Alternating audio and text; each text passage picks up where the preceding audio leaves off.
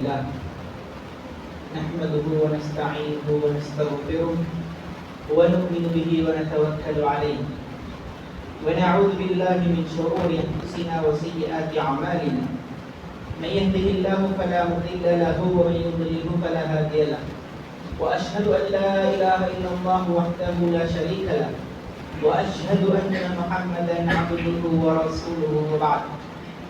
وقال الله سبحانه وتعالى في محكمه التنزيل وفرقانه المجيد بعد أعوذ بالله من الشيطان الرجيم يا أيها الذين آمنوا اتقوا الله حق تقاته ولا تموتن إلا وأنتم مسلمون. وقال تعالى أيضا يا أيها الناس اتقوا ربكم الذي خلقكم من نفس واحدة وخلق منها زوجها وبث منهما رجالا كثيرا ونساء واتقوا الله الذي تساءلون به والأرحام إن الله كان عليكم رقيبا. وقال تعالى أيضا يا أيها الذين آمنوا اتقوا الله وقولوا قولا سديدا يصلح لكم أعمالكم ويغفر لكم ذنوبكم ومن يطع الله ورسوله فقد فاز فوزا عظيما. أما بعد فإن أصدق الحديث كتاب الله وخير الهدي هدي محمد صلى الله عليه وسلم وشر الأمور محدثاتها وكل محدثة بدعة وكل بدعة ضلالة وكل ضلالة في النار. وبعد எல்லா புகழும் புகழ்ச்சியும் இந்த உலகத்தை படைத்து பரிபாலிக்கக்கூடிய ஏகவல்லவன் ரபுல் ஆலமீன் அல்லாஹ் சுப்ஹானஹு வ தஆலாவுக்கே என்றென்றும் சொந்தமானது. ஸலவாத்தும் சலாமும் இந்த உலகத்துக்கு சன்மார்க்கத்தை கொண்டு வந்த ஸல்லல்லாஹு அலைஹி வஸல்லம் அவர்கள் மீதும் அன்னாருடைய உத்தம சஹாபாக்கள் தாபிஊன்கள் தபூத் தாபிஈன்கள் நாளை மறுமை வரைக்கும் இஸ்லாத்தை தனது வாழ்க்கையாக எடுத்து நடக்கக்கூடிய அனைத்து முஸ்லிமான மோமினான ஆண்கள் பெண்கள் மீதும் என்றென்றும் உண்டாவதாக. வார்த்தைகள் சிறந்தது அல்லாஹு தஆலாவுடைய அல் குர்ஆன் என்றும் வாழ்க்கை வழிமுறைகள் சிறந்த வாழ்க்கை ஸல்லல்லாஹு அலைஹி வஸல்லம் அவரது உன்னதமான வாழ்க்கை என்றும் மார்க்கத்தில் மிக மோசமானது புதிதாக உண்டாக்கப்படக்கூடியவை அவை அனைத்தும் பித்ஆக்கள் நுதிர் அனுஷ்டானங்கள் அவை வழிகேடுகள் நரகுக்கு கொண்டு செல்லும் என்று ஸல்லல்லாஹு அலைஹி வஸல்லம் அவர்கள் தன்னுடைய ஒவ்வொரு உபதேசத்தின் போதும் கூறிய எச்சரிக்கை வாசகத்தை ஞாபகமூட்டியவனாக புனித ஜும்ஆவுடைய கடமையை நிறைவேற்றுவதற்காக வேண்டி அல்லாஹுடைய இல்லத்திலே ஒன்று குழுமி இருக்கும் எனது அன்பிற்குரிய இஸ்லாமிய சகோதரர்களே, அல்லாஹு தஆலாவுடைய நல்லடியார்களே, நாங்கள் எங்கிருந்தாலும் எந்த சந்தர்ப்பமாக இருந்தாலும் அல்லாஹும் அவனது தூதரும் எந்த விடயங்களை ஏவி அவற்றின் மூலமாக இருளக விமோசனம் இருக்கிறது என்று கூறியுள்ளார்களோ இயலுமானவரை எமது வாழ்க்கையில் அவற்றை எடுத்து நடக்குமாறும் எந்த விடயங்களை விட்டும் தூர விலகி ஒதுங்கி நடந்து கொள்ளுமாறும் அவற்றில் ஈடுபடுவதன் மூலமாக இந்த உலகத்திலும் நாளை மறுமையிலும் வெற்றி கிடையாது என்று எச்சரித்துள்ளார்களோ முற்றுமுழுதாக அவற்றை தவிர்த்து நடந்து கொள்ளுமாறும் முதலில் அடியேனுக்கும் அப்பால் உங்களுக்கும் நல்லுபதேசம் செய்து கொள்கிறேன். அன்பிற்குரிய இஸ்லாமிய சகோதரர்களே, அல்லாஹு தஆலாவுடைய நல்லடியார்களே, நாங்கள் இந்த உலகத்திலே வாழ்க்கையை வாழும்போது இரண்டு முக்கியமான விடயங்களை கருத்திற்கொண்டு வாழ வேண்டும் என்று இஸ்லாம் எங்களுக்கு பணித்துள்ளது. ஒன்று, அல்லாஹு தஆலாவுக்கு நாங்கள் செய்ய வேண்டிய கடமைகள் என்ற பகுதி, ஹுகூகுல் இபாத் என்ற பகுதி, ஹுகூகுல்லா என்ற பகுதி. அதற்கு அடுத்ததாக அல்லாஹு தஆலாவுடைய படைப்பினங்களுக்கு நாங்கள் செய்ய வேண்டிய கடமைகள் அடங்கிய பகுதி ஹுகூகுல் இபாத் என்ற பகுதி. இந்த ஹுகூகுல்லா என்ற பகுதியும் ஹுகூகுல் இபாத் என்ற பகுதியும் இந்த இரண்டு பகுதியையும் பூரணப்படுத்துவது எங்களுடைய முக்கியமான கடமைகளில் ஒன்றாக காணப்படுகிறது. அன்பிற்குரிய இஸ்லாமிய சகோதரர்களே, அல்லாஹு தஆலாவுடைய நல்லடியார்களே, அதில் மக்களுக்கு செய்ய வேண்டிய கடமைகளிலே மக்களுக்கு நலவு நாடுதல் என்றொரு பகுதியை நாங்கள் கட்டாயமாக யோசிக்க வேண்டும். எல்லோருக்கும் நல்லது நடத்தல், மக்களுக்கு நலவு நடத்தல். ஸல்லல்லாஹு அலைஹி வஸல்லம் அவர்கள் சொன்னார்கள், மார்க்கம் என்பது நலவு நாடுதல், அத்தீனு வன் நஸீஹா, மார்க்கம் என்பது நலவு நாடுதல். சஹாபாக்கள் கேட்டார்கள், யாருக்கு நாங்கள் நலவு நாடணும், யாருக்கு நாங்கள் நல்லது செய்யணும்? லில்லாஹி வ ரசூலிஹி, அல்லாஹுக்கும் ரசூலுக்கும். அல்லாஹு தஆலா எதை கட்டளையாக சொல்லியிருக்கிறானோ ஸல்லல்லாஹு அலைஹி வஸல்லம் அவர்கள் எதை மார்க்கம் என்று படித்து தந்திருக்கிறார்களோ இந்த விடயங்களை எங்களுடைய வாழ்க்கையில் அமுல்படுத்த வேண்டும். எதை அல்லாஹு தஆலா இதை நீங்கள் செய்ய வேண்டாம் என்று தடை செய்திருக்கிறாரோ, எதை ஸல்லல்லாஹு அலைஹி வஸல்லம் அவர்கள் இது மார்க்கத்தில் கூடாத விடயம் என்று அடையாளப்படுத்தி தந்திருக்கிறார்களோ இந்த விடயங்களை தவிர்த்து நடத்தல், இது அல்லாஹுக்கும் ரசூலுக்கும் செய்ய வேண்டிய நசீஹத், நலவு. அதே மாதிரி சொன்னார்கள் ஸல்லல்லாஹு அலைஹி வஸல்லம், வலி அஇம்மத்தில் முஸ்லிமீன், முஸ்லீம்களுடைய தலைவர்களுக்கு நலவு செய்தல், வ ஆம்மதிஹிம், பொது மக்களுக்கு நலவு செய்தல். பொது நலன் என்பது, சமூக நலன் என்பது இது கட்டாயமாக எங்களுடைய வாழ்க்கையில் இருக்க வேண்டிய ஒரு பகுதி. இஸ்லாத்தின் அந்த தீன் என்பதை, நசீஹத் என்பதை, நலவு நாடுதல் என்பதை 4 பிரிவினருக்கு சொல்லக்கூடிய ரசூலுல்லாஹ் அதை 4வது பிரிவாக எங்களுக்கு அடையாளப்படுத்துவது சமூகத்தை. அன்பிற்குரிய இஸ்லாமிய சகோதரர்களே, அல்லாஹு தஆலாவுடைய நல்லடியார்களே, இன்றைய இலங்கை வாழ் சமூகத்திலே மிக முக்கியமாக நாங்கள் படிக்க வேண்டிய ஒரு பகுதி, எந்த ஒரு நாட்டிலே பணவீக்கம் என்பது வருமோ, பொருளாதார ரீதியாக ஒரு நாடு சரிந்து விழுந்து அது திருப்பி எழுவதற்கு காலம் எடுக்கும் அந்த கால வரையறை இருக்கிறது, அந்த கால எல்லை இருக்கிறது. அந்த நாட்டில் 2 தரப்பு தான் இருப்பாங்க. ஒன்று பணக்காரர்கள், இன்னொன்று ஏழைகள். பொதுவாக நாடுகளில் நாங்கள் ஹை கிளாஸ் பீப்புள்ன்ற ஒரு பகுதி ஒன்று பார்ப்போம். உயர் அந்த அந்தஸ்தில் உள்ளவர்கள் பணக்காரர்கள். மிடில் கிளாஸ் என்ற ஒரு பகுதி இருக்கும், நடுத்தர வர்க்கத்தினர். அதற்கடுத்ததாகத்தான் ஏழைகள் வருவார்கள். ஆனால் எந்த நாடு பொருளாதார ரீதியாக விழுந்து விடுமோ, எந்த நாட்டிலே பணவீக்கம் ஏற்படுமோ, அந்த நாட்டில் மிடில் கிளாஸ் என்ற பகுதி இல்லாமல் வைத்திருவாங்க. நான் ஏன் குத்துபாவை ஆரம்பிக்கிறதுக்கு முன்னால் இந்த விஷயத்தை சொல்கிறேன் என்று சொன்னால், எங்களுடைய சமூகத்திலே இல்லாதவர்கள் என்ற பகுதியை நாங்கள் கணக்கெடுக்கும் போது ஏற்கனவே நடுத்தர வர்க்கத்தினராக இருந்தவர்களையும் சேர்த்துத்தான் ஏழைகளாக கணக்கெடுக்க வேண்டும். இது எங்களுடைய நாட்டினுடைய பொருளாதாரத்தை வைத்து எங்கள் நிலைமை இதுதான். உதாரணத்துக்கு சொல்ல போனால், எங்களோட நாட்டில் ஒரு 60,000 70,000 80,000 சம்பளம் எடுத்துக்கொண்டு ஒருத்தர் இருப்பார். சில நேரம் அரசாங்கத்தில் ஒரு ஊழியராக இருப்பார், ஒரு பெரிய பொசிஷனில் இருப்பார், எங்களோட பிரதேச செயலகத்தில் ஒரு அதிகாரியாக இருப்பார். இவர் மிடில் கிளாஸில் வாழ்ந்து கொண்டிருந்தவர். ஆனாலும் நாட்டின் தற்போதைய பொருளாதார நிலையை வைத்து அவர் ஏழைகளில் சேர்க்கப்பட வேண்டியவர். ஏனென்றா அவர் எடுக்கிற சம்பளம் அவருடைய தேவைக்கு போதாது. நாட்டினுடைய நிலைமையை வைத்து அவர் எடுக்கக்கூடிய சம்பளம் அவருடைய அந்த தேவைக்கு போதாது என்ற காலத்திலே நாங்கள் வாழ்ந்து கொண்டிருக்கிறோம். அன்பிற்குரிய இஸ்லாமிய சகோதரர்களே, அல்லாஹு தஆலாவுடைய நல்லடியார்களே, பொதுவாக எங்களுடைய பொருளாதாரத்திலே அல்லாஹு தஆலா ஏற்றத்தாழ்வுகளை ஏற்படுத்தி வைத்திருக்கிறான் என்று சொன்னால், இந்த ஏற்றத்தாழ்வுகளை ஏற்படுத்தியதற்கு முக்கியமான 2 காரணங்களை அல்லாஹு தஆலா குர்ஆனில் சொல்கிறான். உங்களுக்கு ஏற்றத்தாழ்வுகள் இருக்கும், உங்களுக்கு மத்தியில் அல்லாஹு தஆலா ஏற்றத்தாழ்வுகளை வைத்திருக்கிறான். 2 காரணங்கள். ஒன்று சொல்கிறான் அல்லாஹு தஆலா, நஹ்னு கஸம்னா பைனஹும் மஈஷத்தஹும் ஃபில் ஹயாத்தித் துன்யா. இந்த உலக வாழ்க்கையில் நாங்கள் அவர்களுக்கு மத்தியில் பொருளாதாரத்தை, ஜீவனோபாயத்தை நாங்கள் பிரித்து வைத்திருக்கிறோம். நாங்கள் அதை பிரித்து வைத்திருக்கிறோம். வரஃபஅனா பஅதஹும் ஃபௌக பஅத். ஒரு சிலரை இன்னும் ஒரு சிலரை விட நாங்கள் உயர்த்தி வைத்திருக்கிறோம். ஒரு சிலருக்கு பொருளாதாரம் கொட்டி கிடக்கிறது, இன்னும் ஒரு சிலர்கள் பொருளாதார ரீதியாக திணறிக் கொண்டிருக்கிறார்கள். இது அல்லாஹு தஆலாவுடைய ஏற்பாடு. இது அல்லாஹு தஆலாவுடைய ஏற்பாடு. இந்த ஏற்பாட்டிலே வரஃபஅனா பஅதஹும் ஃபௌக பஅதின் தரஜாத், அந்தஸ்துகளிலே, பொருளாதார ரீதியான அந்தஸ்துகளிலே, தராதரங்களிலே, படித்தரங்களிலே ஒரு சிலரை இன்னும் ஒரு சிலரை நாங்கள் உயர்த்தி வைத்திருக்கிறோம். ஏன் தெரியுமா? லியத்தஹித பஅதுஹும் பஅதன் சுஹ்ரியா. சிலரின் மீது தேவையுடையவர்களாக இருப்பதற்காக. நான் ஒரு ஊழியர் என்று சொன்னால், நான் கடையில் வேலை செய்கிறேன் என்று சொன்னால், கடையிட பொஸ்கிட்ட நான் தேவையுடையவனாக இருக்கிறேன். என்ற சிரமத்தை கொடுத்து அவரிடமிருந்து நான் சம்பளத்தை வாங்குகிறேன். சிலரின் மீது தேவையுடையவர்களாக இருக்க வேண்டும் என்பதற்காக. ஏன்னா எல்லாருமே பணக்காரராக ஆகிட்டோம் என்று சொன்னால் சமூகத்தில் நிறைய வேலை நடக்காது, நிறைய வேலை செஞ்சு கூட எல்லாம் போகும். எல்லோரும் ஊழியர்களை தேடுவோம், முதலாளிகளாக இருந்து கொண்டு. ஊழியர் வர்க்கம் இருக்காது, பாட்டாளி வர்க்கம் இருக்காது. அல்லாஹு தஆலா சொல்லுகிறான், மக்களை நாங்கள் அந்தஸ்து வேறுபடுத்தி படைத்திருக்கிறோம். ஒன்று, ஒருவர் இன்னொருவர் மீது தேவையுடையவராக இருக்க வேண்டும் என்பதற்காக. 2வது, வஹுவல்லதி ஜஅலக்கும் ஹலாயிஃபல் அர்த். இந்த பூமியினுடைய பிரதிநிதிகளாக அல்லாஹு தஆலா தான் உங்களை ஆக்கினான். அப்படி ஆக்கி வரஃபஅ பஅதகும் ஃபௌக பஅதின் தரஜாத்.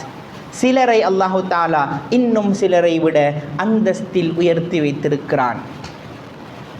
நாங்கள் ஏற்கனவே பார்த்தோம், அந்தஸ்தில் உயர்த்தி வைத்திருப்பது தேவைக்காக வேண்டி, தேவைகளை நிறைவேற்றிக் கொள்வதற்காக வேண்டி.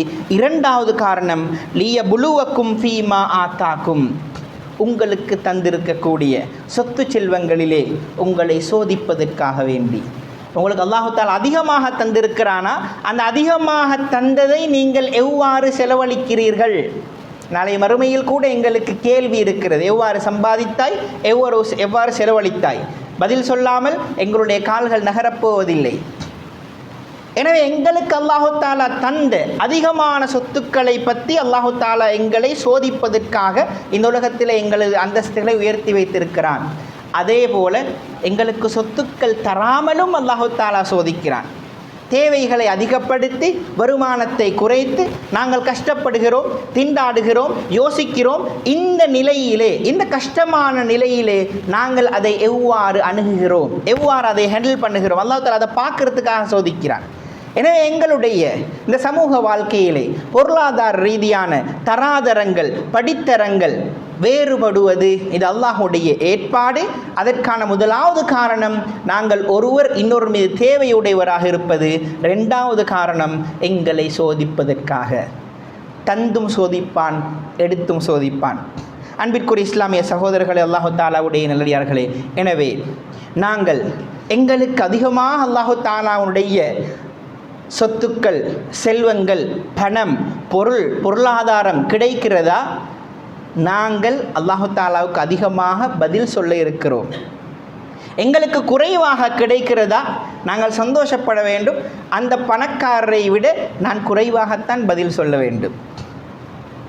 நாங்கள் இந்த உலகத்திலே எங்களுக்கு அல்லாஹு தஆலா அதிகமான சொத்துக்களை தந்து விட்டான் என்று சொன்னால் மக்களுக்கு உதவக்கூடிய அந்த மனநிலைக்காக நாங்கள் அல்லாஹ்விடம் பிரார்த்திக்க வேண்டும். ஏன்னா அது எல்லாருக்கும் வராது.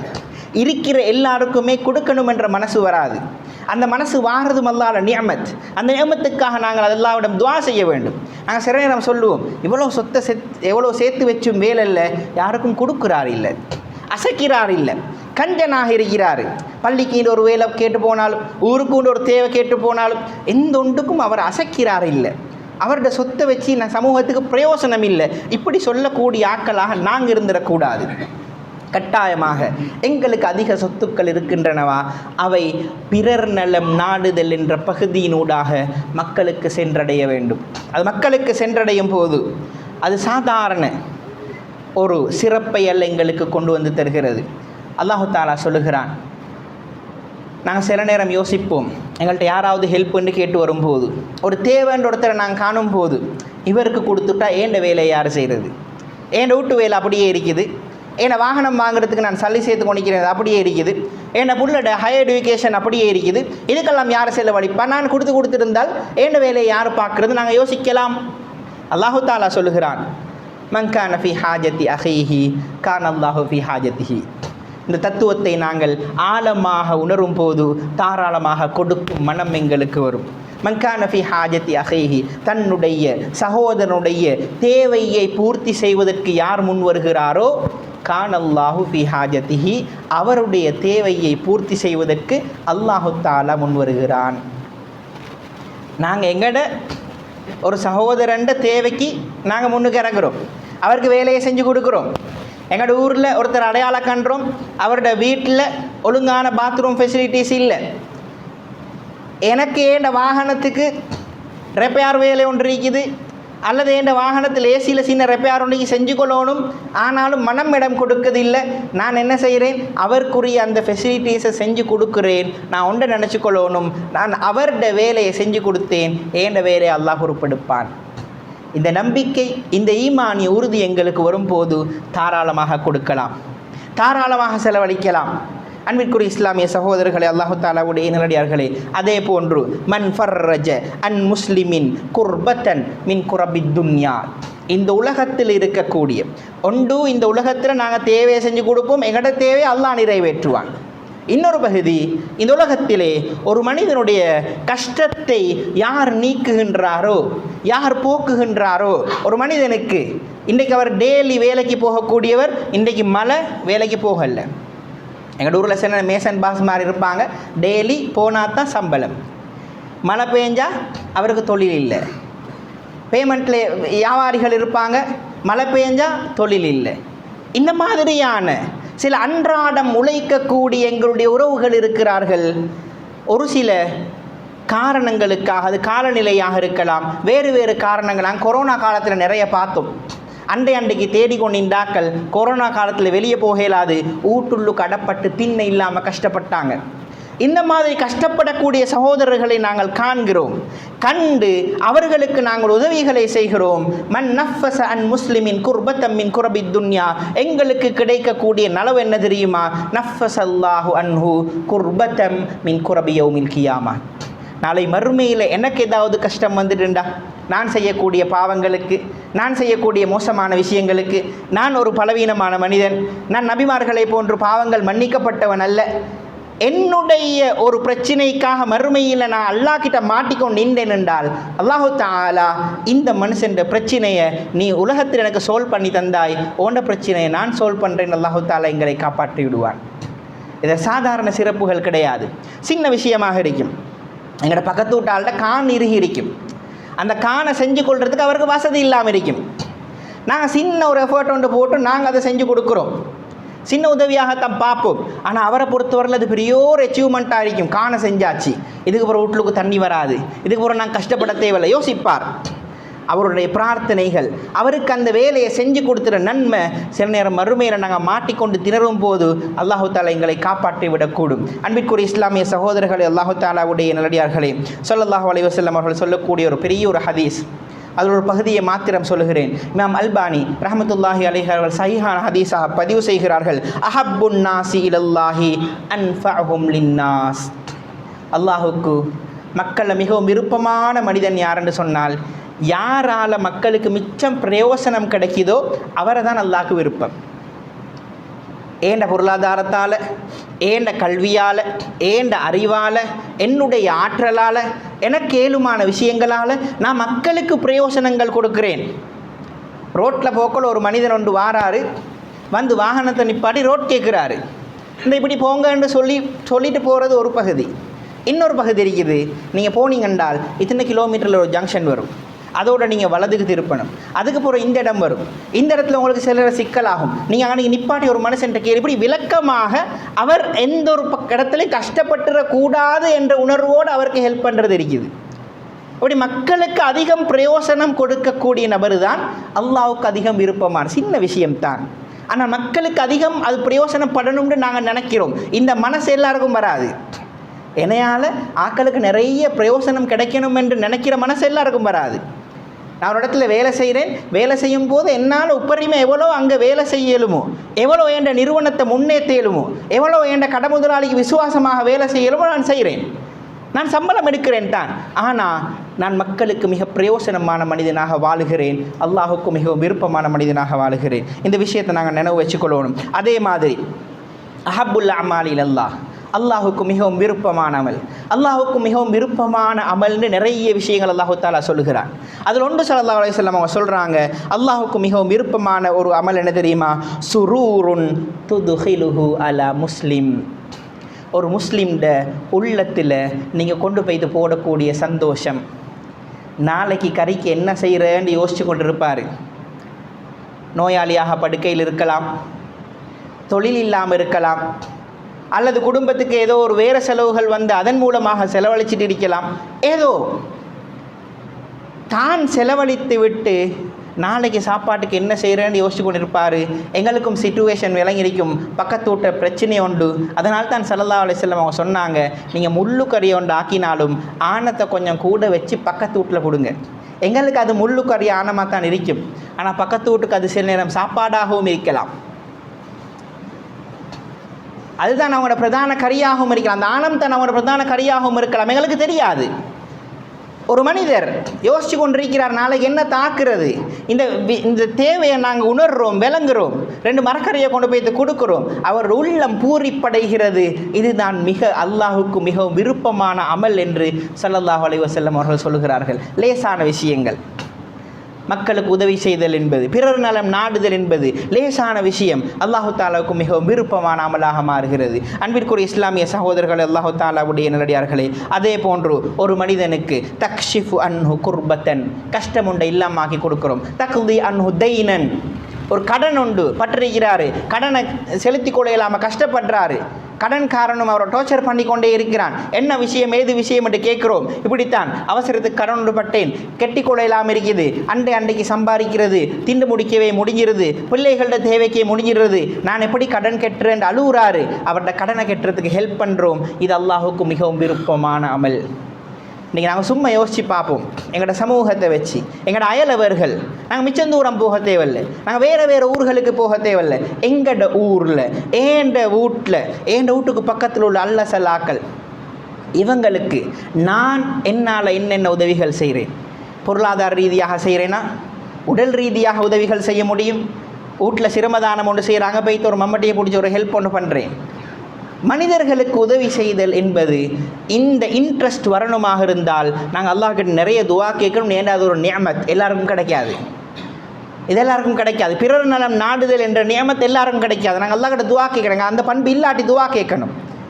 அன்பிற்குரிய இஸ்லாமிய சகோதரர்களே, அல்லாஹு தாலாவுடைய நல்லடியார்களே, அதே போன்று இந்த விடயத்தை நன்றாக ஞாபகம் வைத்துக் கொள்வோம்.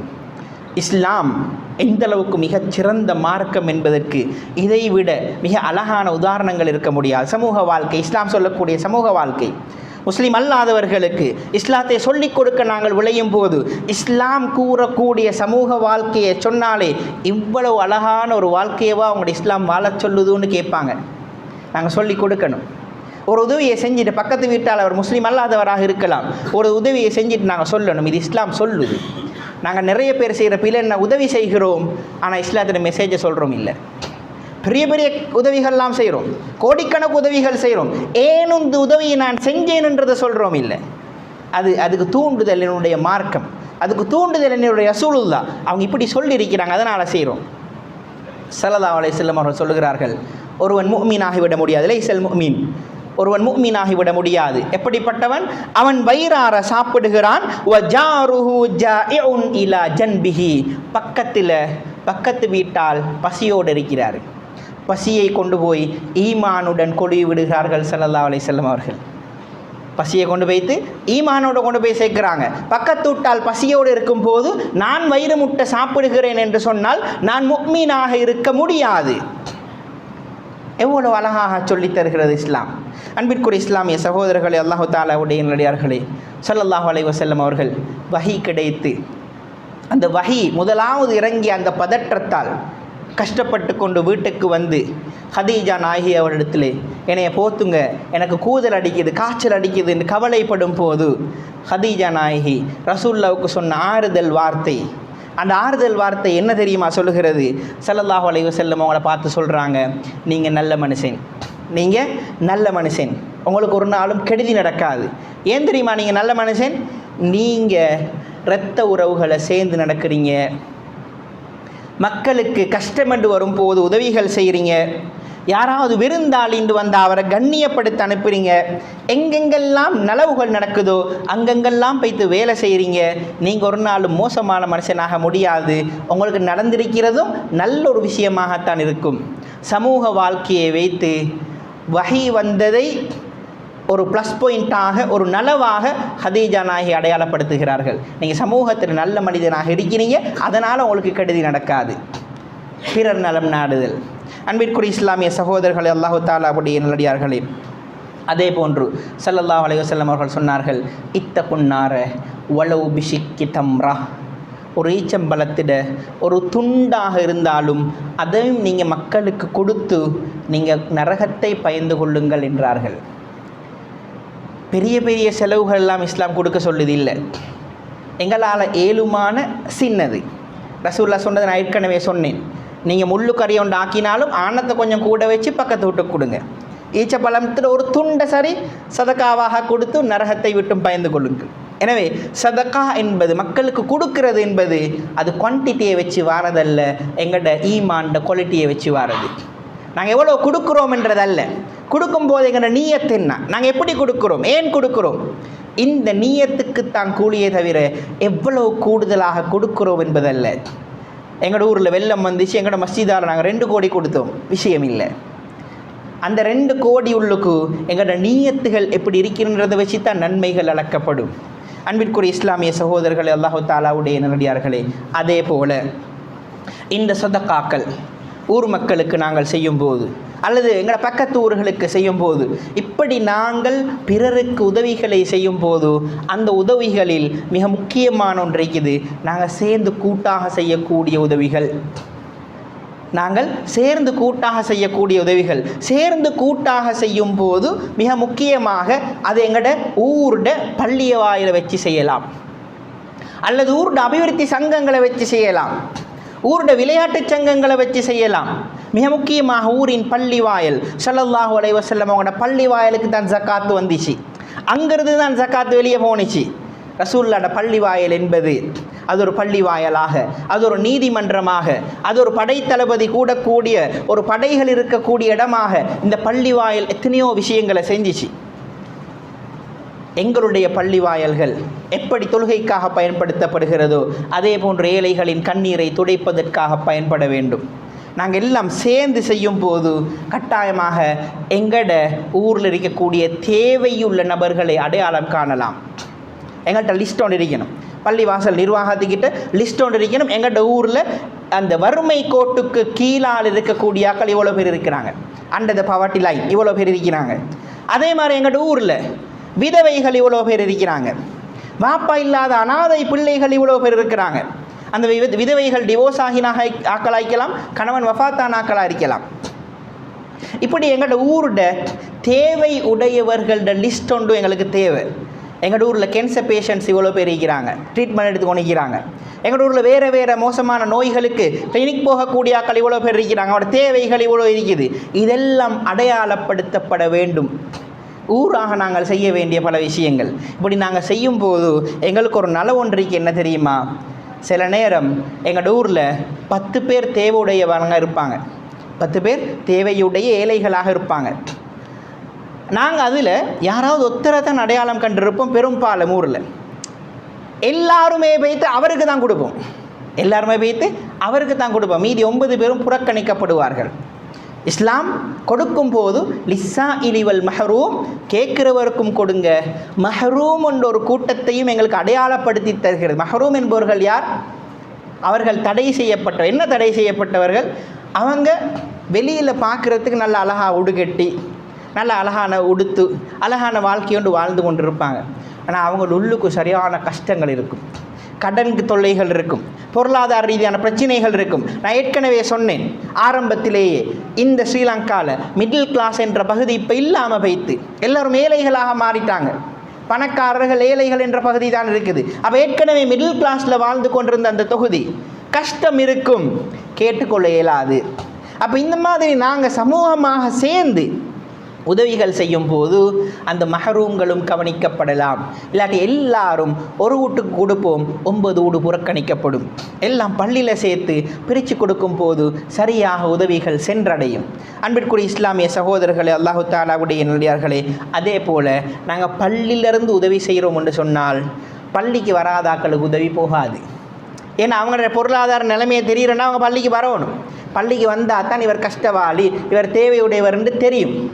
அப்போ அதன் மூலமாக பள்ளிக்கு வராதவர்கள், தொழுகை இல்லாதவர்கள் புறக்கணிக்கப்படுவார்கள். பள்ளிக்கு வாரவங்களுக்கு முன்னுரிமை கொடுக்கப்படும்.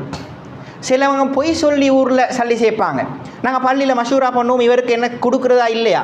அப்போ ஒருத்தர் சொல்லுவார், இல்லை இல்லை அவர்கிட்ட சப்ஜெக்ட் கொஞ்சம் பிரச்சனை, அவர் கொஞ்சம் பொய் ஒன்று சொல்லி கொண்டிருக்கிறாரு, கொடுக்க மாட்டோம். சிலர் கடன் என்று சொல்வார்கள், ஆனால் கடன் பட்டிருப்பார் ஹராமான ஒன்றுக்கு, நாங்கள் யோசிக்க மாட்டோம். ஆனால் பள்ளி வாயிலில் சேர்ந்து எங்களுக்கு முடிவெடுக்கலாம், இவருக்கு நாங்கள் ஹெல்ப் பண்ணுறதா இல்லையா?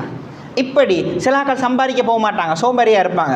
வீட்டுக்கு இருந்து கொண்டு கஷ்டம் கஷ்டம் கஷ்டம்னு மத்தாக்கள்கிட்ட கேட்டுக்கொண்டு நிற்பாங்க.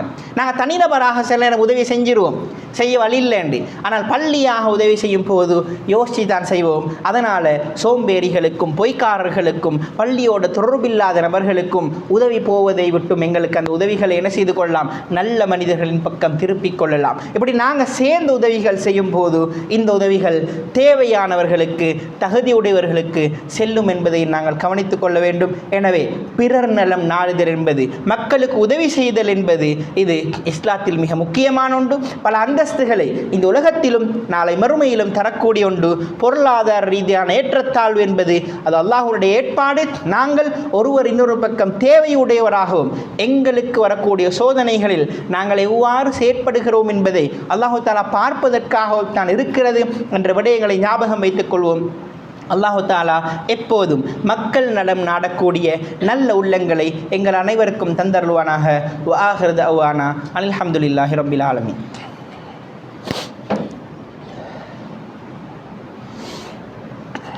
அல்ஹம்துலில்லாஹ் வஸ்ஸலாத்து வஸ்ஸலாமு அலா ரசூலில்லாஹ் வ அலா ஆலிஹி ஹிஸ்பில்லாஹ் அம்மா பஅத். அன்பிற்குரிய இஸ்லாமிய சகோதரர்களே, அல்லாஹு தாலாவுடைய நல்லடியார்களே, தேவையுடையவர்களுக்கு உதவி செய்தல் இது பிறர் நலம் நாடுதலின் மிக முக்கியமான பகுதி என்பதை நாங்கள் பார்த்தோம்.